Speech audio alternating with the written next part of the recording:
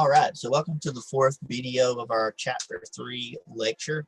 This is going to be a video on proteins. We've already discussed an overview of molecular or organic compounds, carbohydrates, and lipids. So now we're going to get into proteins, the structure of proteins, and the function of proteins. Okay, so with proteins, these molecules are going to be similar to carbohydrates in that they are long polymers that are made up of monomers as well. So remember, with carbohydrates, these polymers consist of monomers, which are monosaccharides, and you can have a monosaccharide combined with another monosaccharide to form your disaccharide, and then you could have multiple monosaccharides make a polysaccharide if you have three or more. And so you have your monomers and your polymers of carbohydrates. Proteins are similar, again, in that they have monomers, and the monomers for proteins are amino acids. And when you have multiple amino acids put together through dehydration reactions, that will lead to polypeptides. And whenever you have really long polypeptides, you can get proteins. And so your amino acids make up your protein molecules. And proteins make up about 50% or more of the dry weight of most of cells. And proteins are really, really important in kind of driving the cellular functions and processes that happen in organisms. They are really important in almost everything that a cell does. There are a lot of different types of proteins. You can have structural proteins, so proteins that make up things like hair, ligaments. They're the structure for horns in your fingernails, etc. There are also storage proteins, so they can provide amino acids for growth. So basically, there are proteins that basically hold amino acids that can be used later on. And examples of these are like in seeds and in eggs.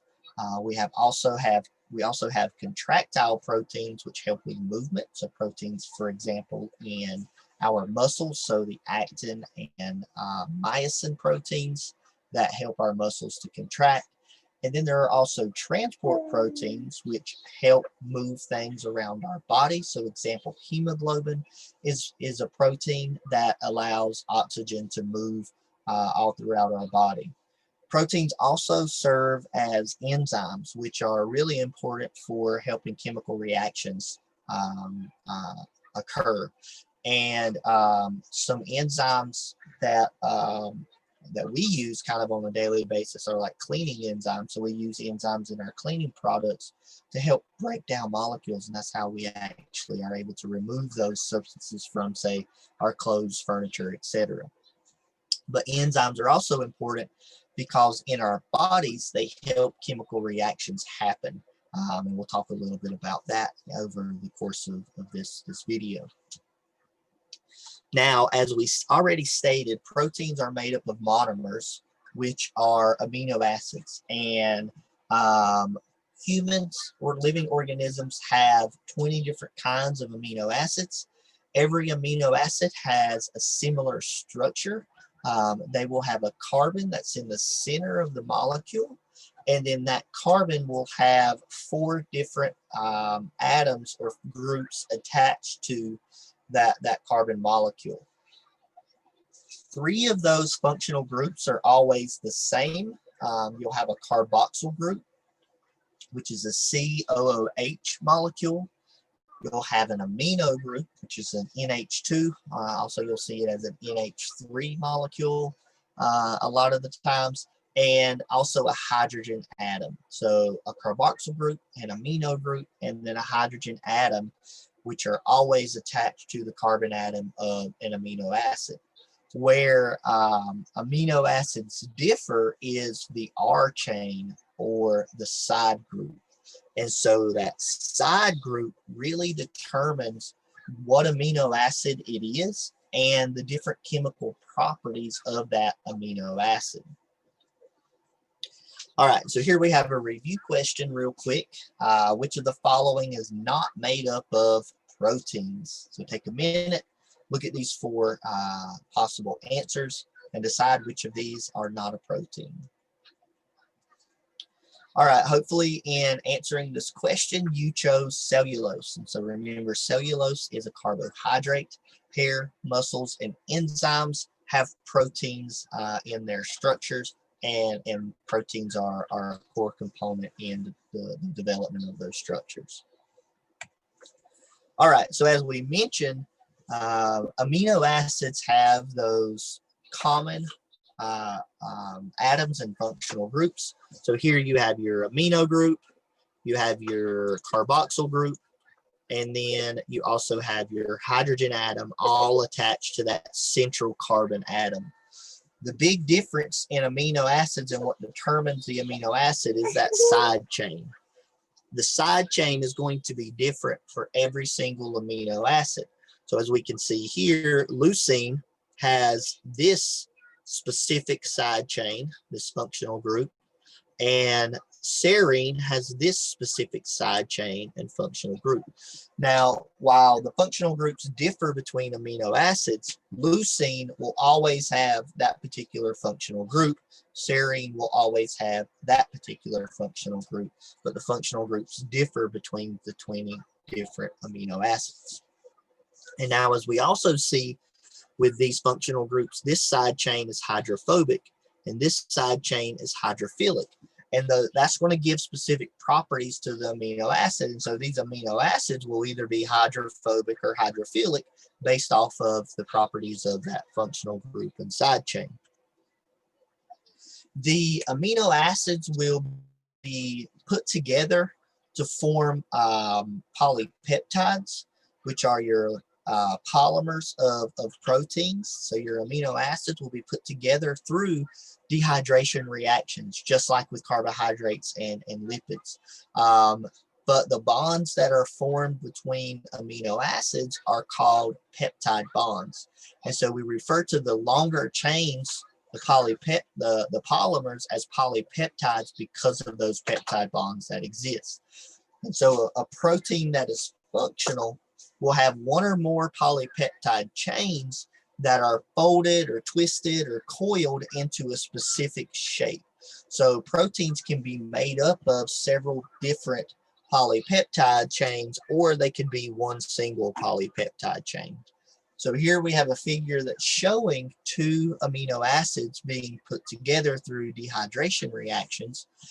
So you have your carboxyl group, you have your amino group, and when they're put together, the amino acids, they're always going to join at this specific location.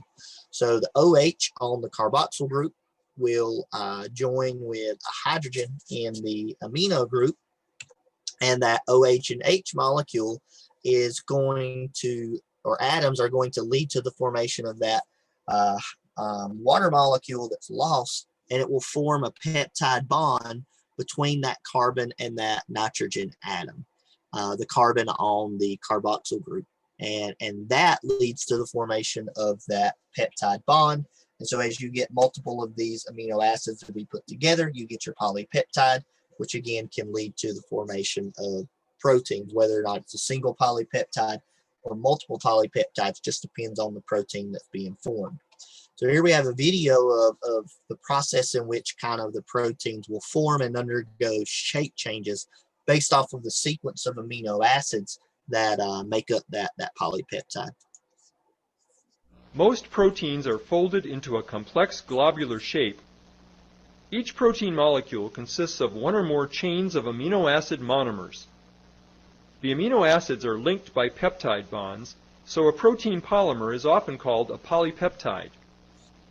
Because they are so complicated, proteins are usually described in terms of 4 levels of structure.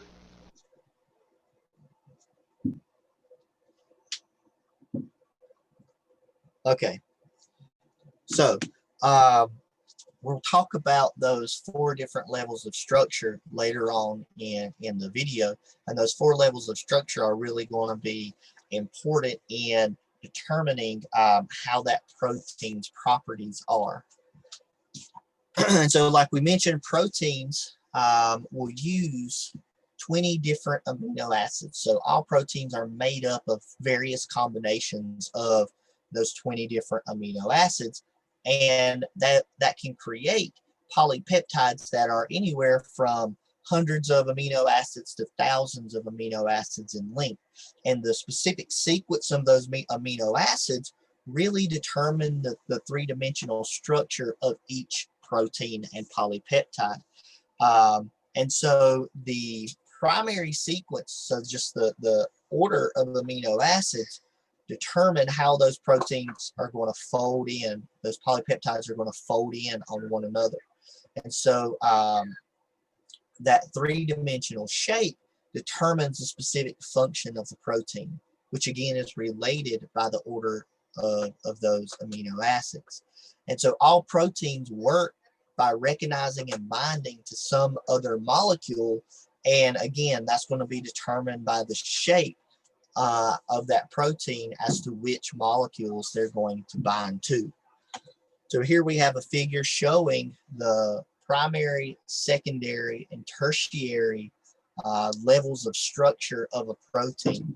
So here we have the primary structure, which is number 1, which is just the order of the amino acids. And so each of these little circles show us the amino acid that's in this sequence of a specific protein, which is lysozyme. And once these amino acids have been put in a specific order, they'll then start to fold in on themselves based on that order and how each amino acid interacts with one another. Some of these amino acids will lead to what we call alpha helixes, which is what you see here. So this is an alpha helix, this is an alpha helix, and so it's basically the structures kind of folding around themselves into a helical form. You also get these beta pleated sheets, which is this fold here. And so a beta pleated sheet actually kind of, if you flattened it out, it would kind of look like this. So it actually would kind of look like this structure here. So it just kind of folds, just kind of wraps in on itself, and then you'll have hydrogen bonds keeping that pleated sheet put together. And so that's what this is. So you can kind of see that, sheeting, that folding there, and that's going to be held together by hydrogen bonds. And even in the alpha helix, you'll have hydrogen bonds that are keeping that shape together.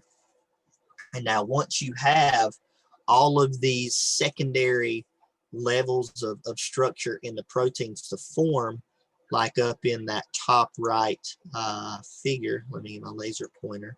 So this one, that then determines the three-dimensional shape. So for example, you might have in this section, right, when it folds in on itself, it's an alpha helix. And maybe this section makes a beta pleated sheet. And then so once you get all of those secondary structures to form, you then end up with your tertiary shape. And so that polypeptide will have a specific three-dimensional shape. And then you could end up with what's called a quaternary or quaternary shape, which is a fourth level of structure. And that's when you have multiple polypeptides come together and make a protein. So for example, this structure here would be one polypeptide. And you could have, say, for example, in hemoglobin is made up of 4 polypeptides. And if you don't have all 4 of those polypeptides, the protein doesn't function, and hemoglobin doesn't function and work. And so that's the 4th level of structure, the quaternary level of structure. And we have another video on this, just kind of showing you how that works. Each protein has a unique primary structure, a particular number and sequence of amino acids making up the polypeptide chain. 20 different amino acids are used to build proteins. Theoretically, the various amino acids could be linked in almost any sequence, forming an almost infinite variety of different proteins. This illustration shows some of the amino acids making up the primary structure of a protein. The structure of a single generalized amino acid is shown below. The main backbone of every amino acid is the same. This is what forms the backbone of the polypeptide chain. It is the R group, which projects out from the backbone, that makes each of the 20 kinds of amino acids unique. Different amino acids have different properties that affect the folding of a protein.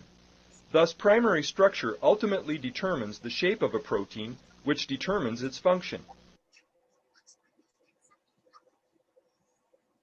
Okay.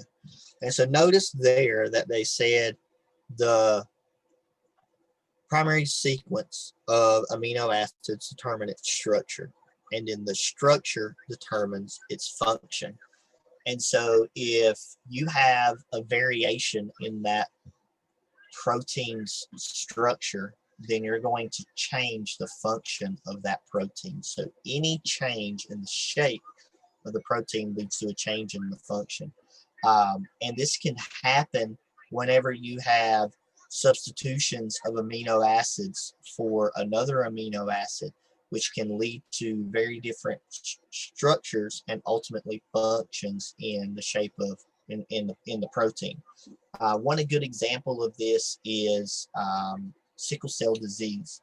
Sickle cell disease is a change in the structure of the hemoglobin molecule, which prevents it from having that normal concave blood cell shape to having a sickle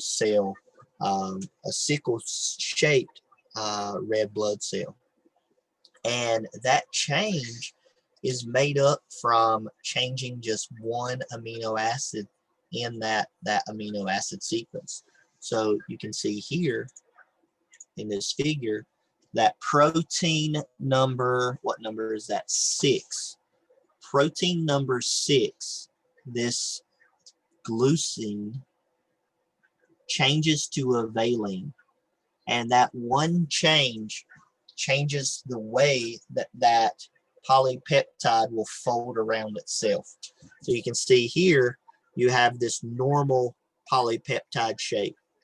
Here, when you change that one amino acid, you get this very different shape. It doesn't look like much, but it's enough to make a difference in the function. And so these normal blood cells are able to flow through our blood vessels fairly easy without getting caught. And they're able to transport oxygen efficiently. Sickle cell blood cells will get trapped in your blood vessels because of that shape. They'll lead to clumping and clotting in the blood vessels, and they also lead to a reduction of oxygen to our cells because they're not as efficient in transporting oxygen. So you can get organ failure. This can be really painful for the individual that has sickle cell. And so just by changing one amino acid, you completely change the way that red blood cell, that hemoglobin protein, functions. And so again, one difference is enough to really alter the function and lead to the development of a disease. And there are a lot of diseases that are a result of misfolding in a lot of different proteins. An example of that is some nervous system disorders that again are the result of changes in the primary structure of proteins or polypeptide chains. And so the protein is also not only sensitive to the sequence of amino acids, but also to the environment. Proteins have a specific temperature, pH, and other environmental factors that they need to work properly. So for example, a protein may only function properly at a pH of 7. And if it deviates from that pH, the protein will lose function and it won't work anymore. It will what we call denature, start to break down and lose function. If it gets, say, a higher or lower temperature than say 97 degrees, which is what our bodies usually run at, then those proteins will start to denature and break down and lose function as well. And so not only is the primary sequence of amino acids really, really important for protein structure and function, but the environmental conditions are also really important, which is why our bodies try to maintain the state of homeostasis, so that steady state of homeostasis. All right, so this is it for our protein video. We have one more video that we need to go over. That's going to be the nucleic acids video. And so we'll see you in that video.